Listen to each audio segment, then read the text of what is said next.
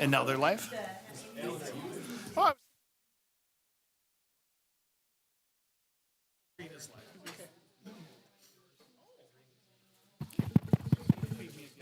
very good, though. Yep.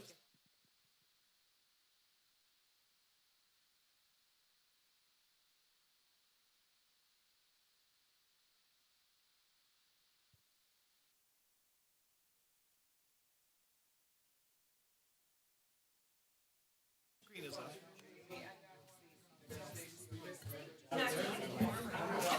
Wait, now it must be on. This is live. Okay. Mine isn't. Right? Or is that green? Well, it's kind of green. Mine won't come on.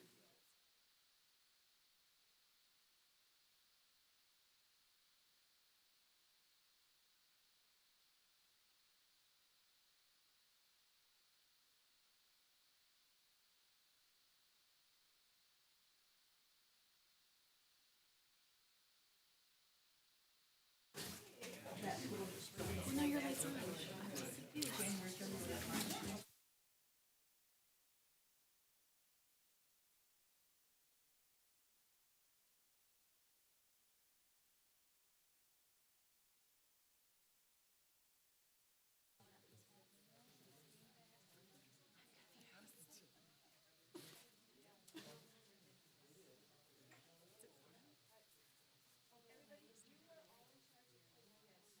So it's 6, so press it. I can't get mine to come on. Just check if it's, It was on.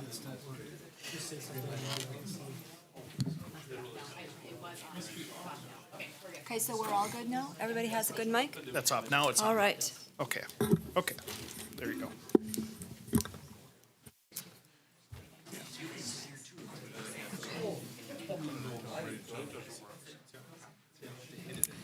Good evening, everyone. I call to order the Monday, April 18th regular meeting of the River Falls Board of Education. This meeting has been properly notified. I'm going to move directly into hearing of visitors or delegations, and I have a request from Mr. Jim Miller. You are the first ones to be able to address the board this evening.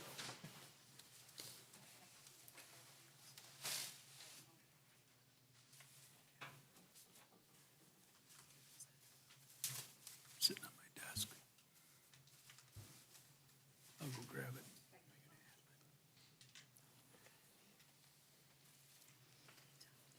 Hi, I'm Missy Hildebrandt, the commander at the River Falls American Legion, and I have my adjutant Jim Miller here with me tonight. And we wanted to come this evening and recognize Superintendent Jamie Benson and middle school principal Mark Chapin for helping us out at the Legion. They came on a Saturday and facilitated a brainstorming session for our members to create a vision statement, a mission statement, and our strategic plan for the years going forward. So we would like to present them with certificates of appreciation. If we could have Jamie and Mark come up, please.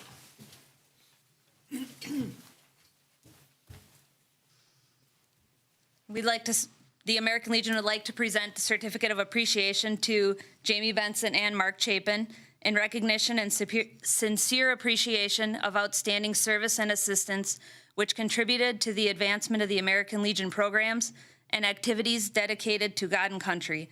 Presented by Fletcher Pahacek, American Legion Post 121, Department of Wisconsin, on this 18th day of April, 2022.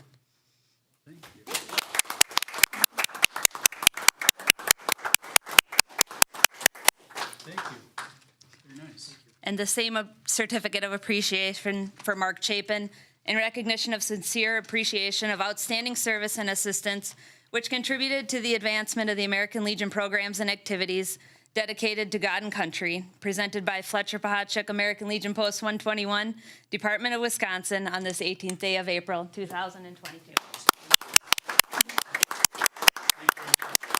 Thank you. Would you like, you're welcome. I think one of the things that this demonstrates that leaders that we have within the district are also leaders in the community, and we're very appreciative of Mark for your willingness to do that and for our superintendent. It's very helpful in terms of the relationship we have with the community. So we have one more Wildcat Pride that is hot off the press. Todd.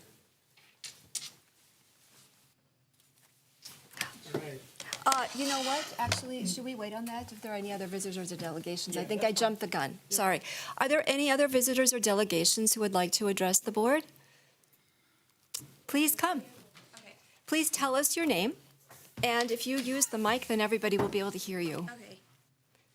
So my name's Grace Redmond, and I just have a little speech that I want to share tonight with everybody.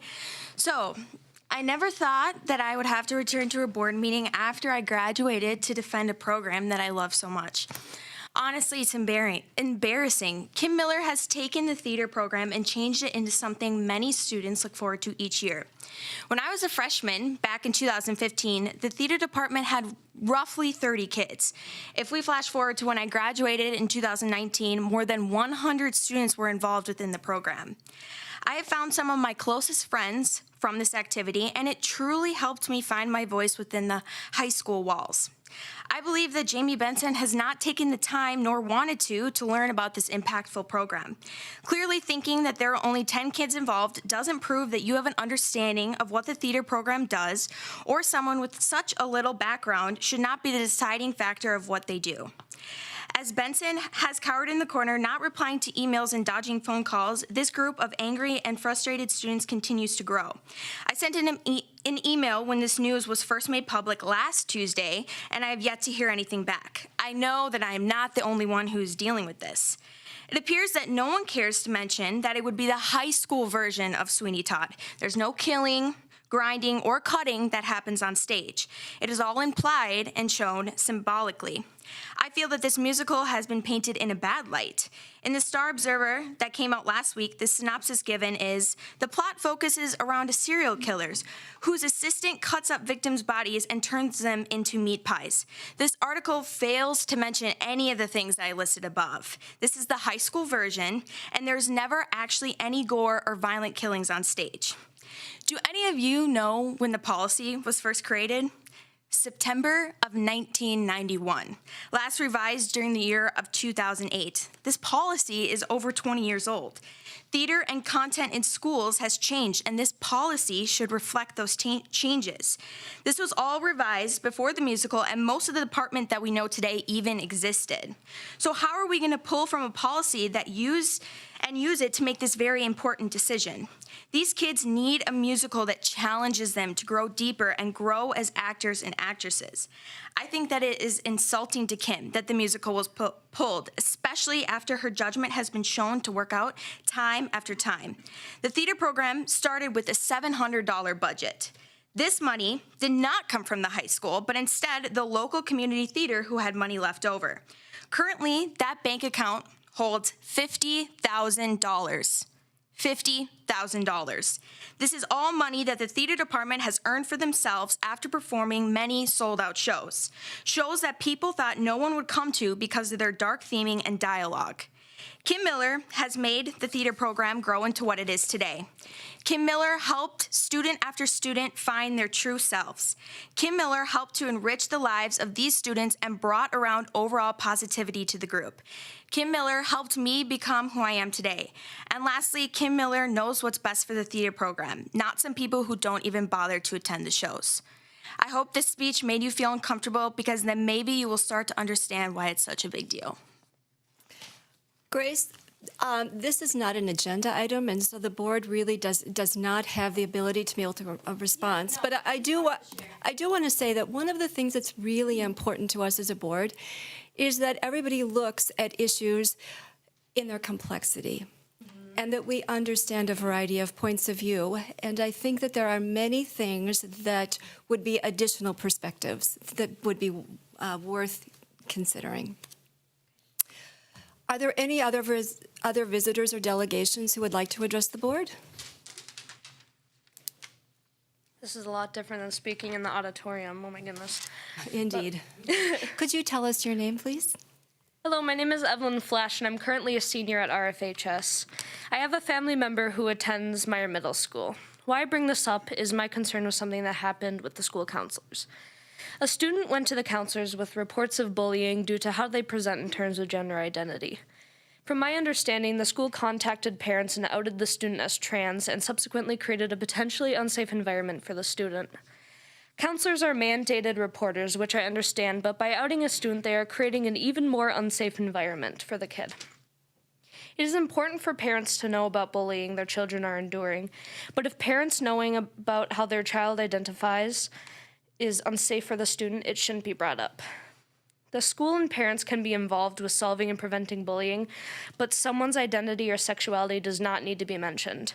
9 out of 10 LGBTQ+ students have experienced harassment or assault. I myself have been called an F-slur just for existing. A third of LGBTQ+ students miss school because they feel unsafe and too uncomfortable to attend. The whole point of school is to provide a space for students to learn about themselves, the world around them, and how to exist within society. How is adding to the anguish students feel ever going to accomplish these goals? Students already feel unsafe at school, but by outing them to their parents, or to their potentially homophobic or transphobic parents, will make them feel unsafe at home as well. This right here is why 40% of trans kids attempt suicide. This is why 66%, over half of trans kids, struggle with depression. I understand that we can't go full force into teaching LGBTQ+ health, because that'll create tension and anger within the city, but what we can do is not allow the school to out their children. If a student's gender or sexuality is a factor, the student deserves to have a choice in what is said and what is disclosed. Not being cisgender or straight is not a safety concern on the basis of the identity itself. It's purely others who create hostility and a lack of safety. My goal in this little speech is to create a policy or rule that gives the choice to the person it affects. Thank you. Again, this isn't an agenda item, but I do want to say we have a tremendous concern as a school board for the health and safety of every single student. And given the fact that you've brought up a specific experience, I definitely hope that you have had an individual appointment with Mr. Chapin, who would be able to give you some perspective and help you think it through from a school point of view. He would be the expert for us right now. Are there any other visitors or delegations who would like to address the board? Yes, please come forward.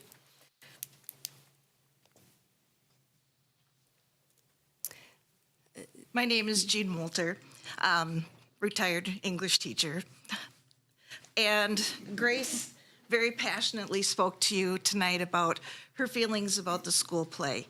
And I know in contacting some of you, it's a done deal. You know, you've made your decision, and I can't say I understand it completely, but I am trying to look at it from multiple perspectives, which is why I contacted the board president, and I also sat down and had coffee with Kim Miller.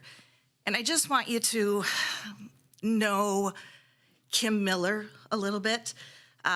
In reading the article, in reading some of the, in Mr. Benson, your discussion of it, you have to understand that Kim Miller is very passionate about the theater program.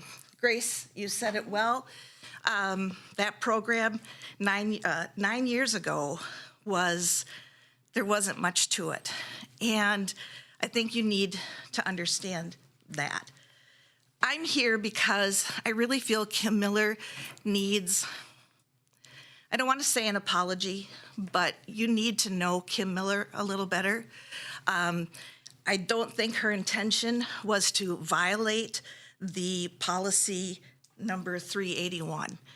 And I'm assuming the policy 381 also includes the yearbook. It would include any other student publication. Am I correct? 381 is about teaching controversial issues, and so I'm not sure that really 373, whatever the one is would, that. in addition to student publications. Right. So, do you want me to give you the right number to it, or are we? Okay I'm just on pointing that? out when you asked for clarification. Sorry. So anyway, in the 20 years that I taught at River Falls, I was the yearbook advisor for a short time, and I was also the advisor of the Pentimento. and which was a student creative writing magazine. In that time period, I was never informed about the policy. So I too could have been in the situation that Kim Miller is in. So I feel that it's hard to violate a policy that you don't know exists. And I think there needs to be better communication, or I would hope better communication to the advisors of the yearbook or student newspapers or whatever, that this policy does exist. Because it's, on top of everything else, we don't always get to look at those policies. I do also want to say that Holy Catholic High School, just, this, in case you want to see the high school version, Holy Catholic High School opens Sweeney Todd on the 24th of April. And they're a high school in Minnesota. But Kim did not purposely try to go over the head of anyone. And I don't think, when we look at perspectives, there's Kim's perspective, and there's also, obviously, the board's decision and what you have to go by. But you're going to maybe lose a good teacher over all of this too. So, and you don't need to say anything. Well, I will clarify, however, that this was not a board decision, that all of the research and everything pertaining to this issue followed board policy, but it was implemented by our district administrators. So Then I hope at some point, our district administrators would sit down and just let Mrs. Miller know that she is, she's feeling really awful. She saw herself being the theater director and retiring from River Falls School District. That's what she said to me. And I hate to see, this is where I become passionate, because I hate to see a really good teacher leave this district. And that's might be because of not knowing about a board policy. Thank you.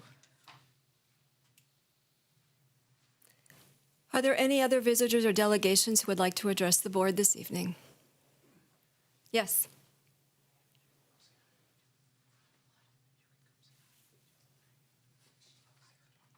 Hello, my name is Amber Hahn. I'm a parent of 2 children in the district, and I've never spoken to a school board before. My children are very young, so this is just starting my journey as a parent in the public school system. I'm here tonight because I wanted to talk about a program called Junior Kindergarten. My understanding is junior kindergarten is a program that the district offers to children who are not ready for kindergarten despite their chronological age falling within that time period, turning 5 before the beginning of September, basically. I have 2 children in this district, and one of my children has recently been identified as a child who is a potential candidate for the junior kindergarten program. In talking to a friend of mine that serves on a school board, she encouraged me to come tonight. I understand this is an agenda item. Probably nobody came tonight thinking that somebody was going to talk about junior kindergarten, and you may not know much about it. So I just wanted to say a little bit about what I've learned about the program recently to kind of, I guess, put forward why I'm here. So you may or may not know this, but junior kindergarten candidates are referred by their 4K teachers after those teachers have observed them in the classroom for a year or so. I recently became aware that this year, for the very first time, more children have been referred by their 4K teachers than there are spots available in the program. It's my understanding that there are 17 spots available, and there are a host of wonderful and important reasons why that many children can participate. It's also my understanding that over 20 children have been referred by their 4K teacher to participate in this program for the 22-23 school year. It's hard to know, obviously, if this increased need is something that's going to continue to happen. Maybe it's just a fluke this year. Maybe it's an unintentional consequence of the health pandemic. It's really hard to say. I also understand this, and again, my information may be incorrect, but my understanding is that this is the first time this has ever happened to the program, to have more people referred than they have spots for. And so I think that's certainly unfortunate.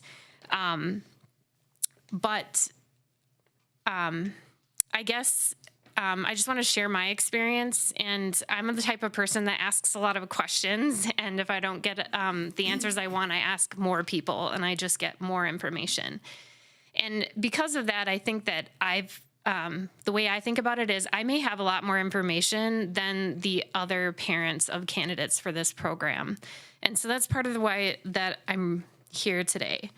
I think it's unfortunate that I have more information than other parents similarly situated, because as a parent, it's our job to advocate for our children, and it's also our job to provide for our children. And as you all know, there are various levels of abilities to do that amongst parents in the district, parents anywhere, really. One of the things that we can give to all parents to be able to do that to the best of their ability is time and information. And I feel like, and I don't want this to be interpreted as a criticism, because like I said a couple of times, I understand this is the first time this has happened. So I know that this is unprecedented, and I'm not here to criticize. I'm just hoping to help us to think about this a little bit differently, maybe.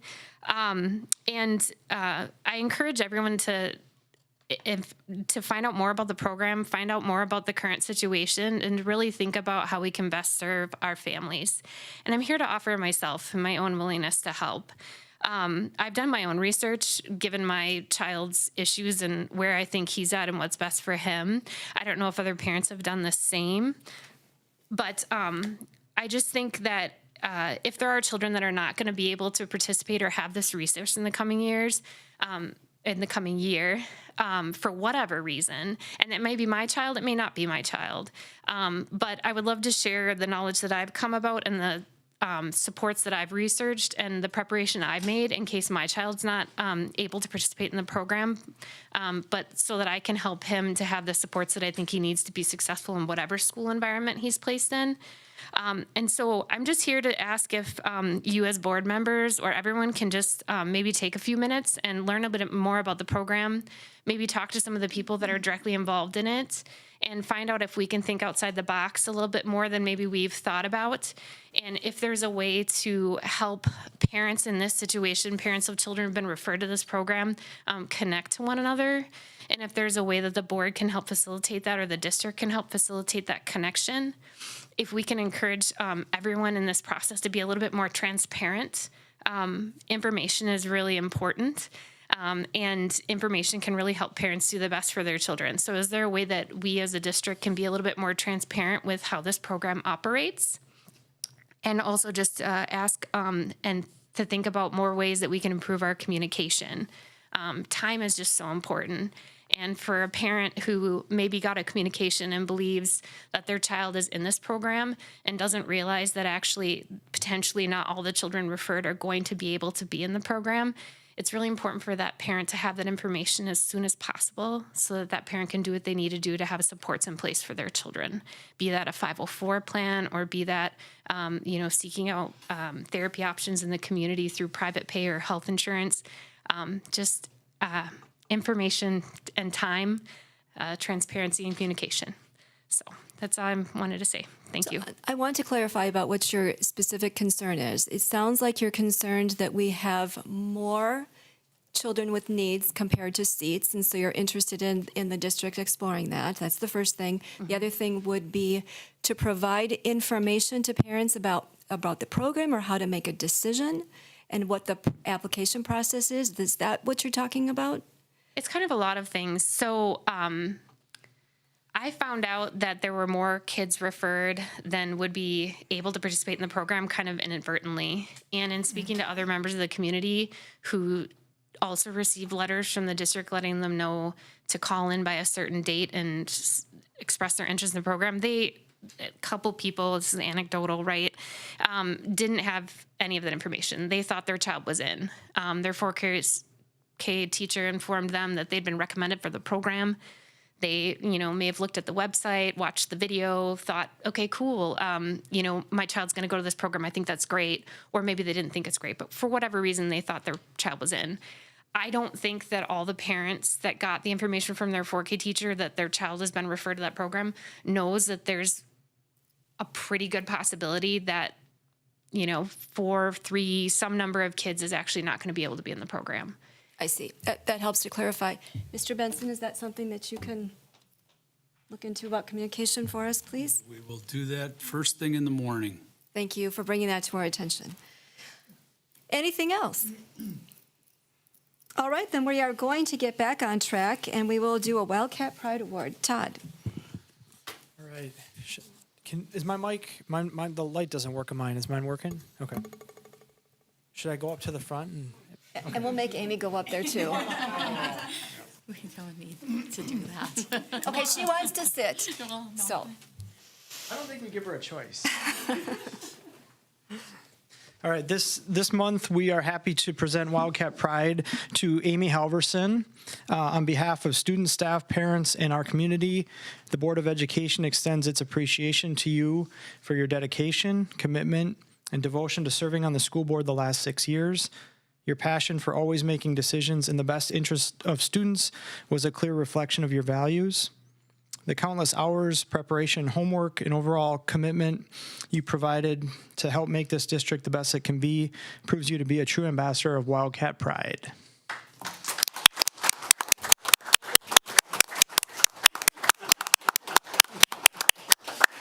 I have a few other things to add to this. Amy, you have served the board and the school district with distinction for all of these years. I want to highlight a few things. You worked extensively with the facilities to identify the needs and then to be able to narrow them so that they could fit within an appropriate scope for a referendum, and then did the referendum work, which the referendum passed.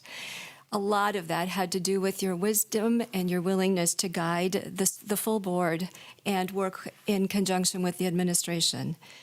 You also have been an incredibly strong support for the community education program for a long time, helping to provide vision and ideas for that program. You have advocated quite tirelessly, I think, for the Renaissance students, all students, but particularly the Renaissance students, because I think you recognize that they need an extra dose of support, and that's been very, very important. I'm also going to say that you listen very well to your colleagues. You ask questions very directly, and that is a very helpful thing to have in a board member. Your questions are direct yet respectful.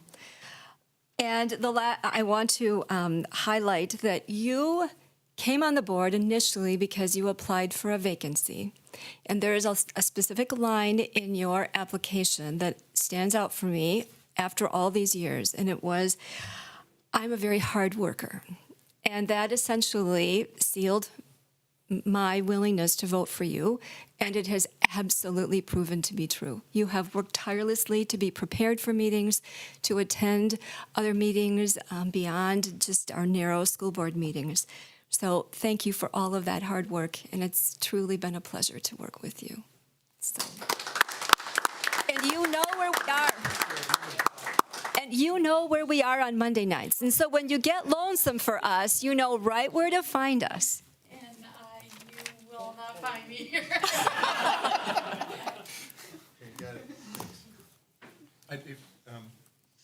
Stacy, if I could just say something too, because you and I have been on a board for quite a while. You can sit down here, Amy. You don't need to stand. Anyway, I think that there are two parts of it, and you touched on it. It's this one, why would anybody volunteer for this kind of work sometimes? And she put in her application, had to go through this odd interviewing process, did it, stepped up, ran for re-election, stood in front of it, and has really been solid for us, and especially in recent years here, in communicating the needs of the community between us, all that. Second part of this, though, is something that we've talked about a lot as a board, is regardless of whether or not we agree or we agree with, everybody agrees with us in the community or those kinds of things, we're able to talk to each other. And Amy has been so good about that. Even when we disagree as a board member, she's been solid. She's helped keep the drama down and keep the communication going. And I just appreciate that, Amy. So thanks a lot. We are going to miss you.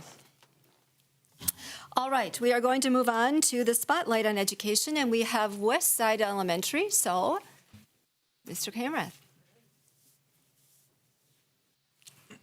I brought a friend tonight. I tried to bring two, but one of ours had to stay home. So what I was hoping to share with you tonight, and along with Mrs. Everson, our school counselor, is our character council. And we think it's the third year that we've started it. We formerly had a student council program that was great. All kids could participate. And we sat down the end of in my first year, and Amy and Stacia said, "We have an idea. What do you think?" And one of the wisest things I did says, "Let's see that play out." And it's played out wonderfully. So I'm going to let Amy kind of talk through, and I think she's got a good surprise for you at the end. Yeah. Thank you. Like Dr. Kay said, I am Amy Everson. I'm the school counselor at Westside. And we can go on to the next one. Our character council, our goal and mission, and we worked on this, is to embrace and live out our Westside Elementary character traits in service to others in order to make our school and community a better place. And so that is something that we try to hold true at our meetings and our activities that we do, and just try to communicate that to our students. First, I wanted to thank Greenwood Character Council. They have, I don't know how long they've been having it, but years before us. And so we really took a look at what they were doing and tried to model what our school was going to look at.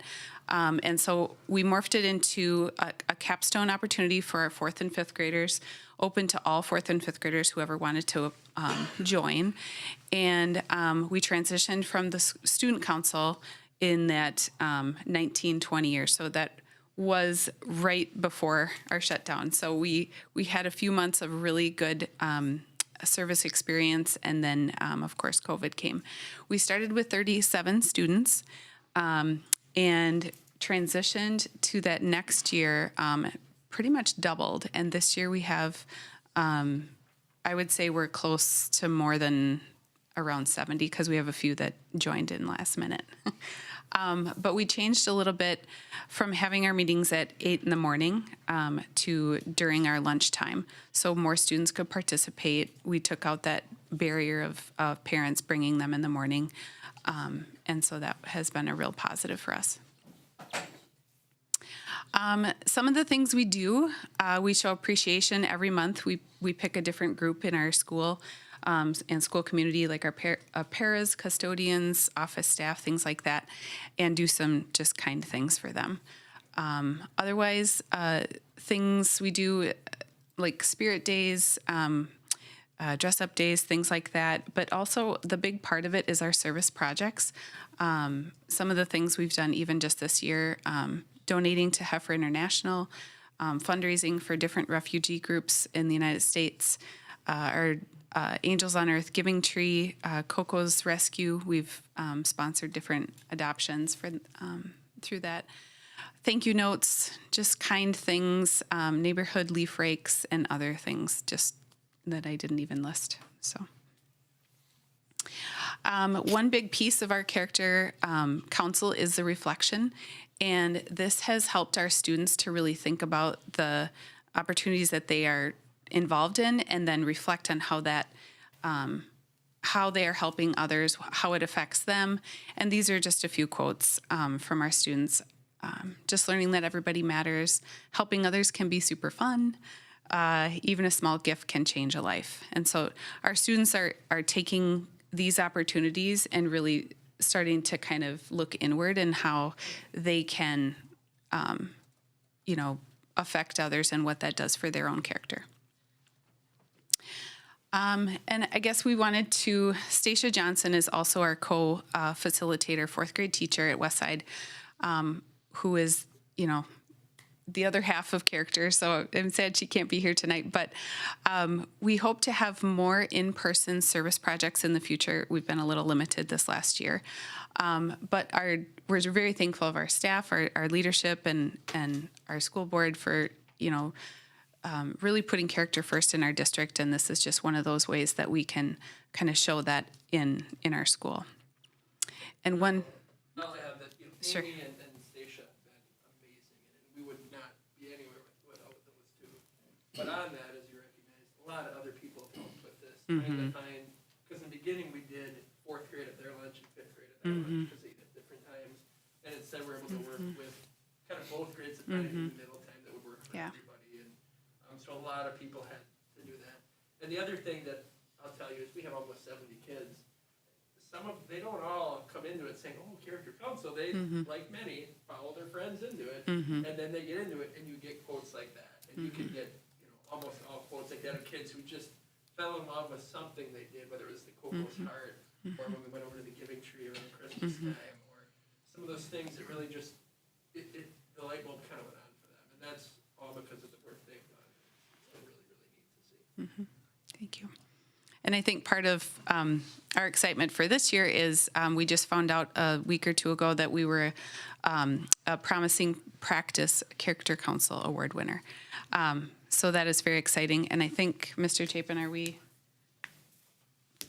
1 out of the 4 in the state? Yeah, so there were 16 applicants for Promising Practice at the state level from 15 different schools, and 3 of the 4 were recipients from the school district. So we're not the only ones. There's others in the district that are showing really great work with character, and so this is just one example. So thank you. Thank you very much. Alan? Stacy, I really want to thank the two of you. See what you're doing at Westside, and I particularly like the parts that you're talking about living the character traits, and that's something that's been important to me in my time on the board, and as we've grown and developed and maintained and supported character education within this district, is this is easy for people to support. Okay, this sounds great. I really support it. It's another thing to live it, or to attempt to live it, or to think we live it. And I always, when we're talking about this character education, dealing with this, I always want to single out and give a shout out for Mark Chapin here, who's brought me along on this, and he's been the catalyst, the genesis and the catalyst for this throughout my time on the board, and I like that, and he's on top of it and keeping it going. But it's also the reminder for us that this isn't just for the students, okay? So this character education traits are something that us as board members and administrators have to constantly be reminded of. Are we living this? Is this important? And especially when we're getting into disagreements, when we have challenges in the community or other people who may have other opinions than what's going on and all of that. How does this relate to the character education traits and those kinds of things? So they're important reminders for us too. But I really appreciate the work you're doing now in Westside and taking this, kind of ratcheting this up to the next level. Thank you. One thing they do that's so well is they balance all the work and the things you do with the fun. So the Spirit Days are such a fun thing, from 50s Day to 80s Day to trying to think of some of the Hawaiian Days next week. So balance that with the project. So they do a really nice job keeping it fun and engaging. Thank you very much. All right, we are going to move on to reports. Any administrative reports? Okay. We're going to go right into the superintendent's report. Wanted to share with the board results. I'm calling these preliminary results of a community survey that we conducted recently, just preliminary because there's a lot of data, and I'll be sharing with you and the public more detailed information. This is just kind of a boiled down summary just to bring some attention to it. We really appreciate the people that took time to fill out the survey. We also had people recently participating in listening sessions. I'll come back to that at the tail end. But what we're doing is we're surveying the community, we're surveying our staff and our students. So 3 different surveys. The report I'm giving you here is just a summary on the community survey. And so we asked, it's basically an opinion survey. We asked lots of questions regarding different programs and services, things about our district, and wanted to know public opinion about both where do you think we're at within these programs that we're offering, and then we also asked some open-ended questions regarding basically our strengths and weaknesses, and what do you think should be some of the skills and attributes of graduating seniors and so on. And so survey produced a lot of valuable information that we'll use in conjunction with those other data points as we identify district priorities moving forward. So again, we obviously value the feedback. We want to represent our community values. We talked about character education here earlier, and what we attempt to do as administrators, teachers, support staff, board members, all of our work, we're trying to do our very best to align with what we believe to be the expectations of our community. And so by asking for feedback in a formal way through a survey like this, that's a part of that effort to gather public opinion and take their pulse, see where they're at, see where they think we're at as a school system. And so we distributed the survey through our district newsletter. We advertised it on Facebook, district website. We put an article in the newspaper, reminder emails, and so on. Initially, we collected demographic information. Brian, you can just kind of flip through. We don't need to go through I'll just mention that we had 87% of the respondents were parents. We know that because we asked the question if you have children in our schools. Moving forward, Brian, if you could, yeah, thank you, right there. Overall, we asked over the last 2 years, all things COVID related is why we used a 2-year snapshot. How do you think we're doing with our communication? And we got high marks there. We appreciate that. We also asked the 2-year question, what do you think about our COVID related decisions? Sending it out, going through the decisions that we went through over the last 2 years. I wasn't so sure that this one might come back 50-50 at best. And so for me, when I read these, to be honest, I look at if you're very satisfied or satisfied, that's a good thing. So I took the liberty of circling 72% said that we did okay.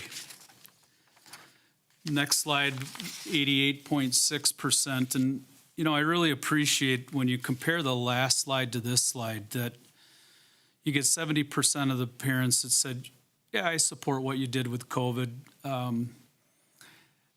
30% said not so much. I can't say that I was really excited about your COVID-related decisions. This slide here says, well, how satisfied are you overall with the district as a whole?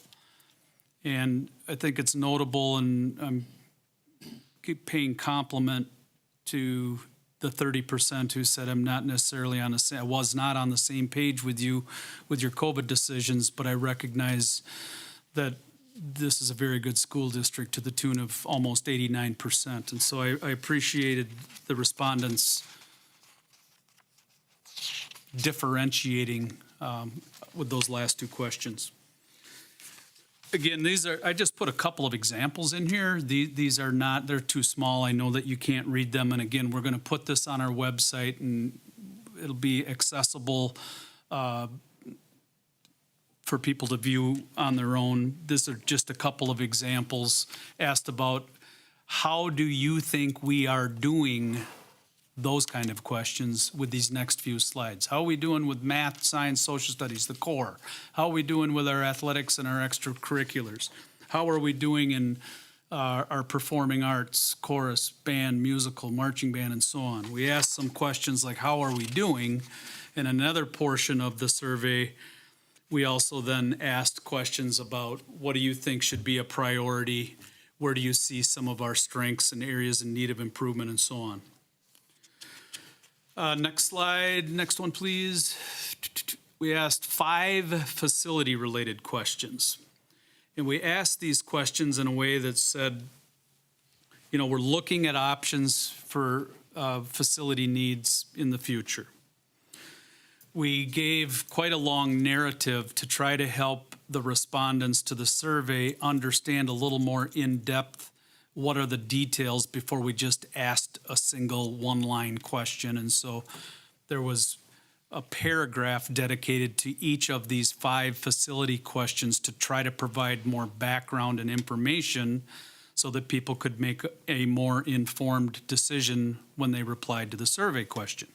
That was our attempt. And so the 5 questions were related to our transportation center, school forest, outdoor stadium, indoor field house, and an additional gym space at Meyer Middle School, and the results are present here. More work to be done to kind of digest that, more work to be done as far as how and when would we move forward with any of these facility improvements. Next slide, please. We asked a section, yeah, that one. We asked a section about how valuable are some of the following, and people could identify. And the reason I just pulled off these 4 is that they are reflected more so. Again, I know it's small print, hard to read. All of these are connected with the next slide, so we'll just go there. So we asked an open-ended question and said, what do you believe to be the skills, knowledge, and attributes that we would like to see with our graduates when they leave our system here?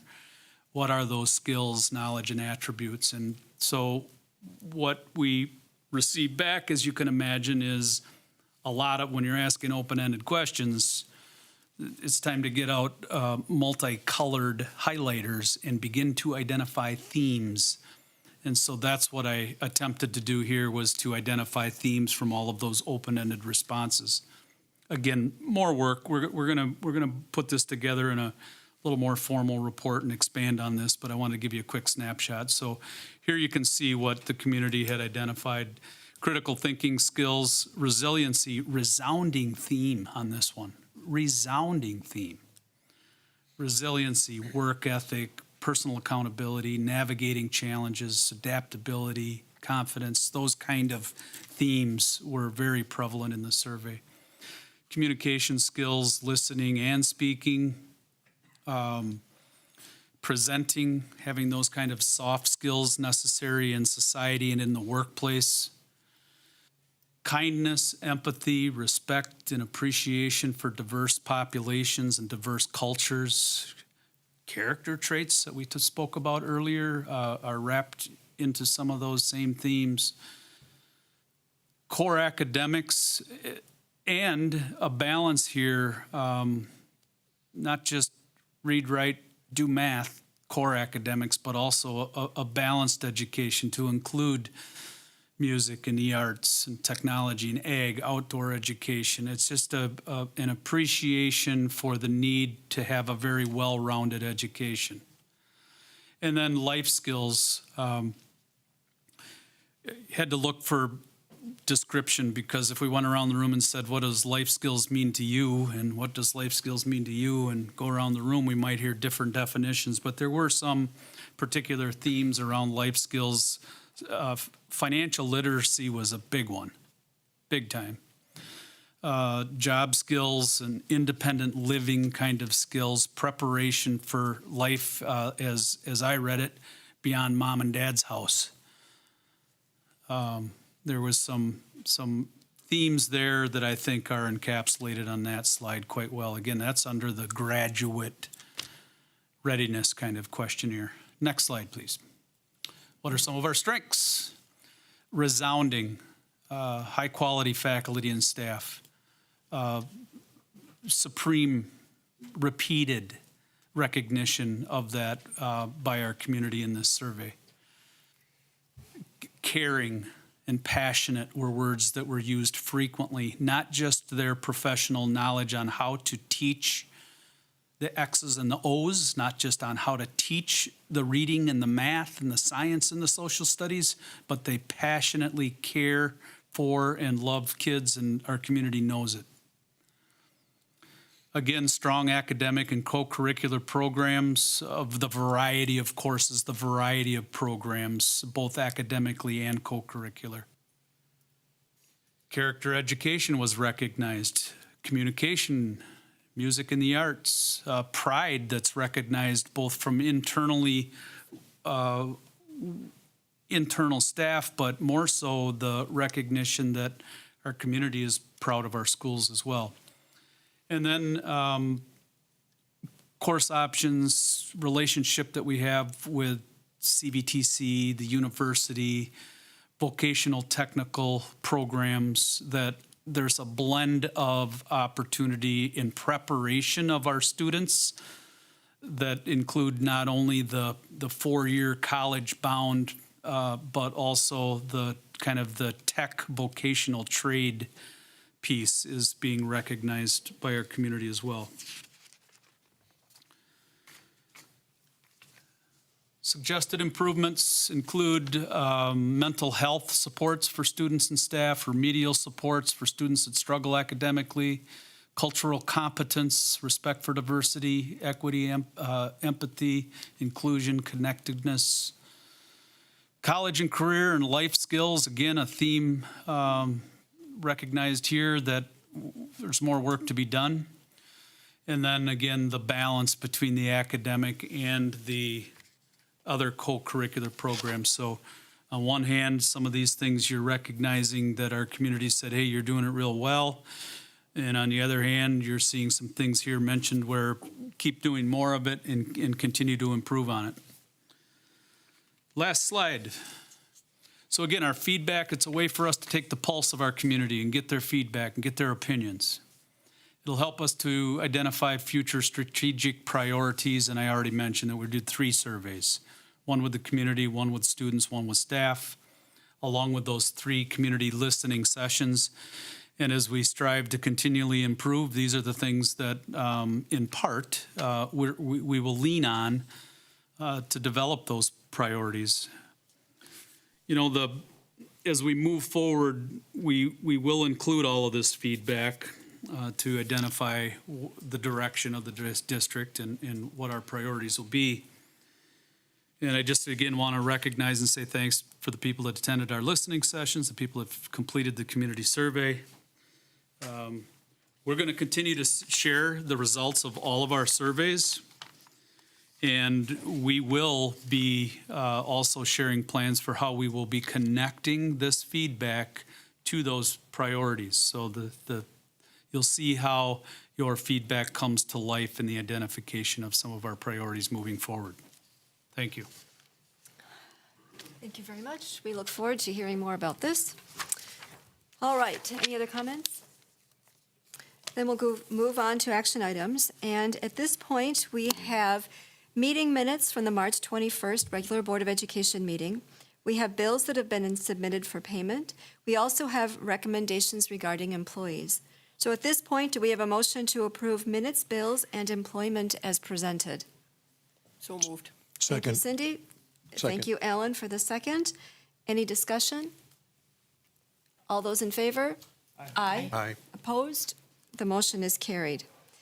The next thing is Pat Knox is here to be able to give us an update about school nutrition. This is, and Chad too, this question is something that we needed to learn more about, but it was also something that a community member brought up to us. So we're all eager to learn more about nutrition. I'm going to give a very brief introduction. Pat joined us about a year ago, and he was hand-selected from a crowd of applicants. And I think what's exciting about him is he's got a lot of energy. He takes initiative to get a lot of initiatives going, and he gets a lot of that from his vast array of experiences that he's had working for some of the largest, in leadership roles for some of the largest companies in the world, managing their food service programs. So I think those skill sets are what caused him to stand out above all the other candidates, and we're starting to see the fruits of some of that. So I've enjoyed working with him for the past year, and I really look forward to his initiatives taking off, and he's going to kind of share what some of those are and what his vision is for the next 2 to 3 years. And you already brought us treats. I did. We'll get to those. All right. Thank you for giving us a few minutes here. First slide, we'll do a real quick recap. Wait for Brian, there we go. What have we been doing since somebody from my position was here last? We've been feeding kids. This last year, the USDA made meals free to students. And in that time, we have increased breakfasts in the classrooms and in the schools, 85,000 over the last regular year, which was 2018, 2019. Through March of that year, we did 35,000. Through March of this year, we've done 121,000 breakfasts across the district.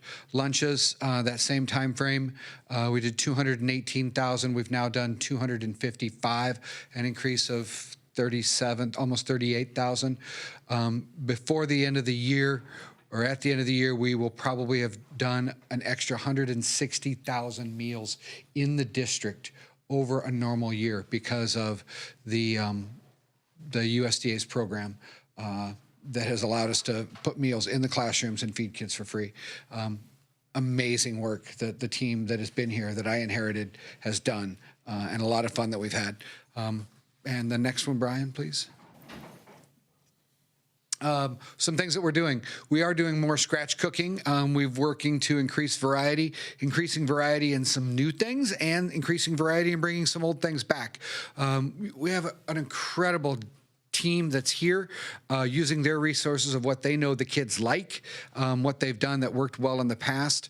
Some new things that we've tried this year, omelet station on late start days at the high school give us an opportunity to feed kids before school. And you can go to the next slide and see some pictures there where we're using fresh ingredients when we're doing omelet station, fresh vegetables and things like that are going into it. So wherever we can get the opportunity to hide things or slide things in that they might not realize what they're getting, we're taking those opportunities to do it.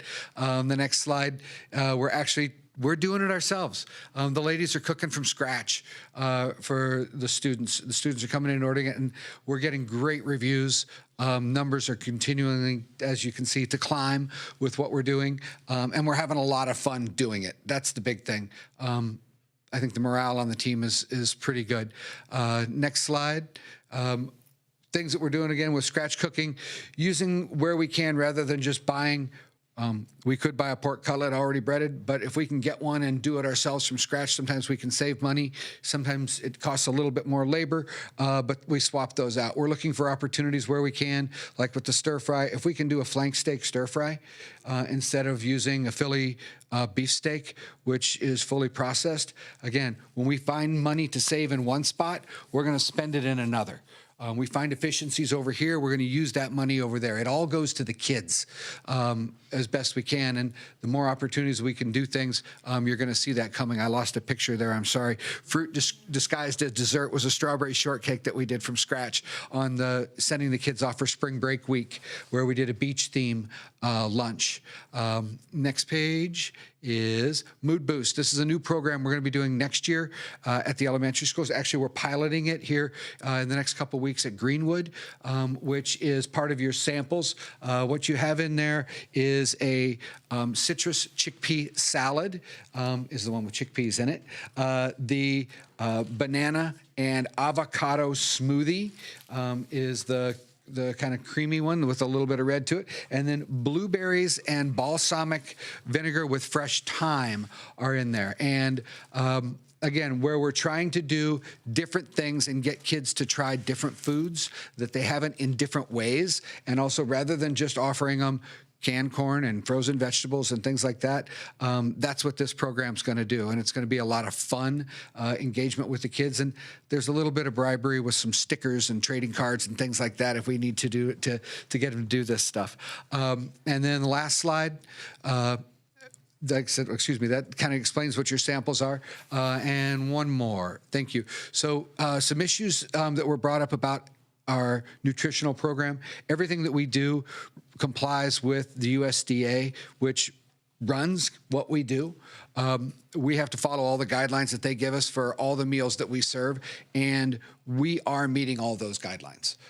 It may not be the guidelines that everybody wants us to do. Unfortunately, we can't do everything farm to table and everything from scratch, but we are doing that. And one of the big components that comes up that a lot of people don't realize, which is the example with the animal crackers there. If you look on the top right there at the front in the yellow, it says no high fructose corn syrup. A vast majority of the foods that we serve are specially formulated just for schools. The tricks that we serve are different than what you're going to buy on the store. The hot dogs that we serve are different than what you're going to buy on the store. The first ingredient is whole wheat or whole grain. And then, yes, they don't use high fructose corn syrup. We use natural sugar if it needs to be done. We have lower sodium contents. We're required to use at least 51% whole wheat in our ingredients. And then they're fortified. So when people sometimes see, oh, you're giving the kids tricks. Yes, we are. But it's a low sugar, 100% whole grain Trix that's gluten-free, and it's a special formulation that you can't get in the regular store. They don't want you to have in the store what we have because it won't hook you as bad as that does. Sorry, that's my timer to make sure I don't go over. With that, though, like I said, we are doing everything we can to meet or try to exceed the guidelines that have been given to us by the USDA. And with the numbers that have gone up, I think you're seeing that we're doing that in a lot of ways. Next year, when we go back to regular meals, I know that there will be a drop. We won't see as much as that, but I know that we are also going to see over what we've done in previous years. Our numbers continue to climb. We're doing refreshes in the high school and the middle school, physical refreshes this year with some new branding and labeling and things like that. And we're working with Chad. The food service program is fairly financially stable. We fund ourselves, and we're working on a plan for the next few years of what we will do to keep making refreshes and keep things going along, not staying stagnant, and keep pushing the envelope. We want to feed as many kids as we can, the best food that we can all the time. My phone number and email are on the website. If you ever need me or ever have any questions, I am there.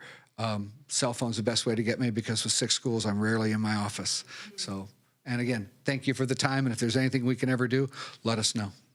In terms of refreshes, I think if you were to think Panera type environment, I think that's the direction we're looking to go. Now, is it going to look like a Panera? No. But I think you're going to see many of those similar elements showing up here at our high school and middle school here as we refresh them over the summer. So it's exciting things.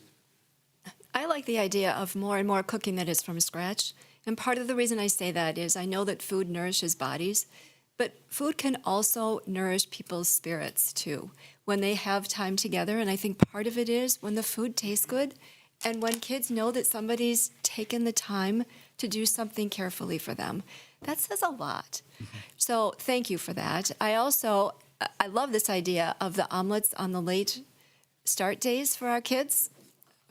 What a very nice way to bring them in and to serve them. And they're really good. All right. You see? That's a great vote of confidence. So thank you very much for your vision and your hard work. You're very welcome. Thank you for letting us feed your kids. Thank you.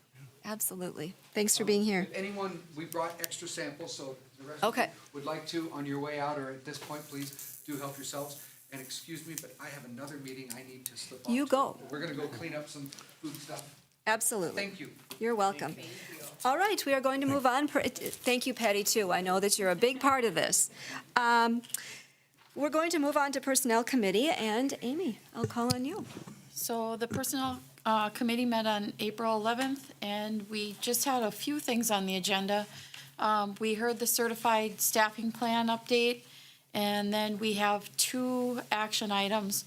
One is to approve sending letters of intent to the certified staff, and then the other is to approve the revised Director of Student Services job descriptions, and where some of those tweaks were made, yep. So just a pretty short, straightforward meeting, so I would make the motion to approve sending letters of intent to certified staff and approve the revised Director of Student Services job description.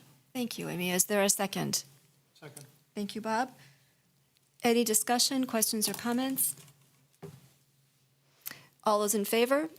Aye. Opposed? The motion is carried. All right. So, Chad and Todd, maybe you want to talk with us about roofs, Alan's favorite topic. It is. And when Joe and I talk about roofs, we always do bring up your support for those things. And his enthusiasm for spending money that way, right? Yes. Right. So, Joe, if you want to come forward here, I think we're just going to take 2 minutes to update you on what we're looking to do for summer projects here in 2022. So, if you kind of remember back over the course of the last 3 or 4 years, we've had a long-range plan for facilities that actually originated from the facilities committee that you mentioned that Amy was on a few years back after the referendum. So what we've done is we've kept an active list of what those projects and priorities are. Each year we review those we review those priorities to make sure that they still are our priorities, and then we pick off those in which we believe we can fund for that year. So the big priority for the last 3 fiscal years has been the replacement of the high school roof. It's over 20 years old, and roof systems that's their natural life cycle. Is that when you hit 20 years, they don't do what they're supposed to do, which is keep water out. So the board has been very supportive of us aggressively keeping up on replacing that roof as necessary. So what we're here tonight to do is seek your approval out of the 22-23 fiscal year budget, fund the final sections that would be replaced at the high school on the high school roof. Meaning, by the time we get to October of 2022, we would be completely done. And that's well over $2 million worth of work that we would have accomplished here. So I think Joe's just going to share the so details. we had respondents of 5 different contractors. So for the time at which this was bid out, very good response.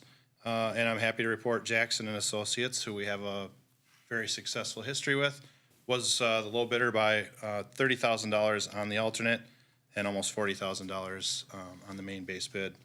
So we're coming to you again, I don't mean to repeat it, but as a request to approve action on the last remaining roof sections of the high school. And this will protect us from having soggy books and ruined equipment in the shop and shop, any, boiler, I electrical. mean, it'll protect our buildings as learning places for our kids. Correct. Can I make the motion to approve this? Yes, Ellen, go right That's the nail ahead. in the coffin. Because I think I heard somewhere before that these are like 30-year roofs now, right? These aren't, these are Gonna going to outlast all of they're going to us here. outlast all of us, but anyway. Please, Ellen, make the motion. I move that we approve the request for both of these. Yeah. Is there a second? Second. Thank you, Bob. Any other questions, comments? Yes, sir. Last year, we were able to save some money by sliding up and getting the roofing company a little earlier in the year. Is that? Great question. So this year, we reversed that strategy because of our late bid, so we pushed. So this will be a fall project. No hot tar during school hours, same as we've done before. So we're following that same mentality on the opposite end of this calendar. Good question. Any other questions? Just to point out, too, that it's a lot of money now, but it can be even more money if we put it off and have leaks, and then we have to repair damage on the inside. Yes, Am I correct? We're spending tens of thousands of dollars in repairs a year. One of the things that we've been pretty consistently doing here the last decade or so is making sure that we don't end up with a deferred maintenance backlog, which an awful lot of institutions, whether it's K through 12 or higher education or whatnot, and if you don't attend to this stuff ongoing, I mean, I get it. You get a deferred maintenance backlog, and then suddenly you've got huge projects. You're asking for a big referendum or something to do, or it doesn't get done, and we've got, as Stacy mentioned, those problems. So I think ongoing, Chad and Joe, you guys have been really good at sort of keeping us at this. And as much as I don't like spending, there's a couple $1 million on something up on the roof that we don't ever see, and it's not textbooks and it's not teachers and all of that. It's always real hard for me, but just want to acknowledge that it is important, and I appreciate the fact that we're keeping on top of it and not allowing this to build up. So. Because it would end up costing us more, or it Yes. could end up costing us more that we can't spend on kids and And get us teachers. crossways. I mean, if we come to the voters in 5 years with, millions of dollars in deferred maintenance, the first question I would have as a voter is, well, how did we get here?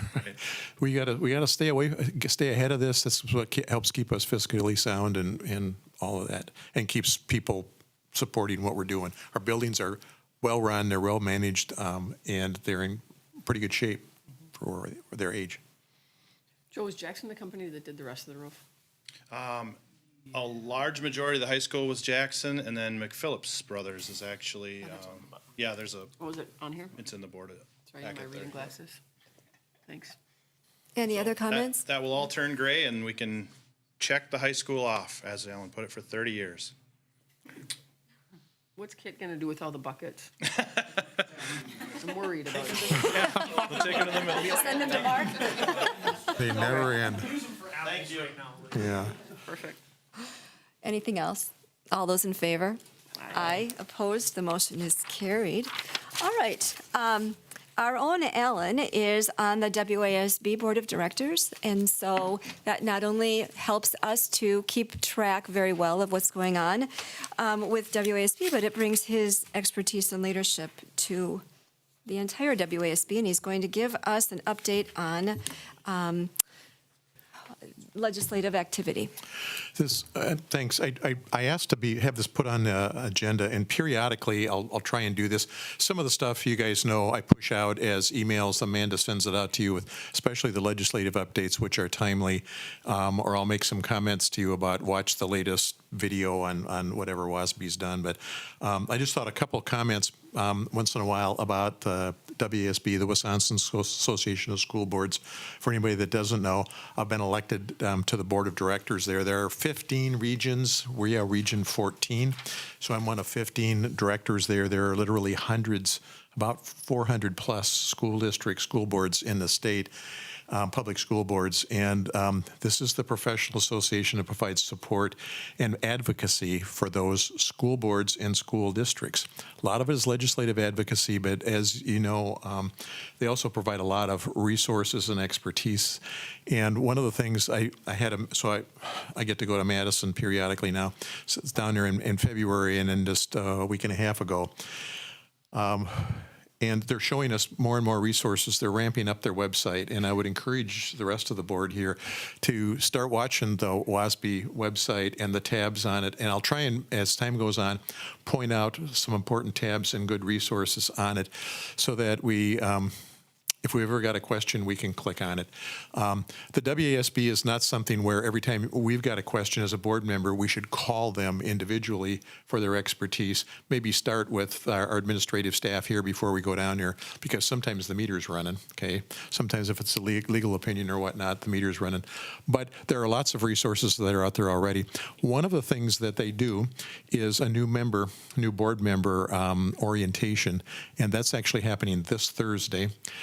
And I just found out there are 36 districts in Region 14.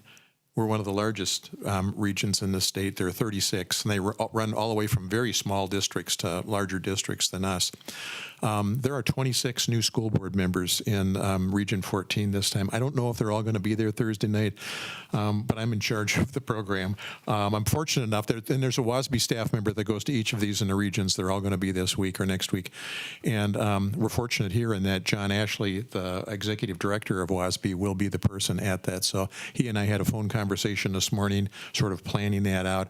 I would say to those of you who are here today, if you have any thoughts about wisdom to share with what a new board member maybe ought to know, what you wish you would have known, it's something I can share with these folks coming on board as well. But this is an important time in Wisconsin. Everybody's been watching all of the hyperactivity, the tension that's been going on in the state, and it's not unique to Wisconsin. And I don't expect this to go away for a while, certainly with the fall elections coming around, and some of the partisan involvement in these nonpartisan elections this fall has been a real challenge. But we're seeing some significant changes going on in school in the future, what's going to happen in the future for schools. For example, I just found out from talking to John Ashley this morning that they expect fully about 25% of the superintendents to turn over in the next 14 months in the state. 20 to 25% of the superintendents. There'll be a significant number. The number is close to 400 new school board members coming on this year alone. Of course, there are several thousand school board members in the state. And then we've talked before, and Jamie pushed out some information about the number of legislators that are turning over this year.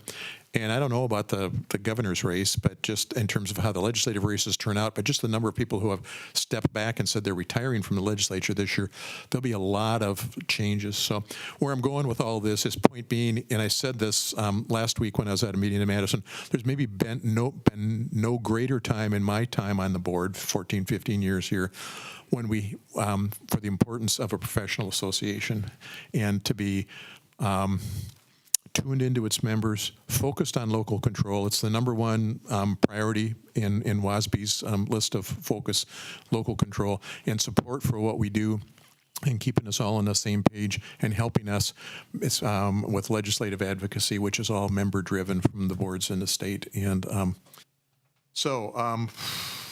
I've got another meeting coming up in June. There's a leadership conference coming up in July, and I would encourage you to try and connect. More and more of these things are happening virtually. I would encourage you to try and do as much of those webinars as possible. So anyway, I think that's all. Just kind of an update for those of you here, and the fact that we have a voice now on the Wisconsin School Board Association for at least the next 3 years, because that's a 3-year term that I'm sitting on there, and that should be good for our district. But I'm also, because I can bring information back, but also I'm interested in your input and things that I should be taking to them. So, thanks. Thank you, Alan. Nathan? All right. Do we have any future agenda items, suggestions? Then we will schedule some upcoming meetings. There will be a board reorganizational meeting on Monday, April 25th, starting at 6:30 here in the conference room. Educational Program Committee will meet Monday, May 2nd at 6 o'clock, once again here. Personnel will meet Monday, May 9th at 6 o'clock here. And the next regular board meeting will be Monday, May 16th at 6 o'clock. Today, Jamie and I talked about the importance of a school board retreat, and we are at this point proposing May 23rd as a potential time. That would be the 4th Monday in May. We're wondering, first of all, if that works for everybody, and secondly, if you have a preference between 5 or 6 o'clock or 5:30 or something in that category. I think maybe if you could just check your calendars and get back to us, that would be great. And then, or maybe get back to Amanda and then she can take it from there and help us. And the good news is we do not need to go into executive session. And so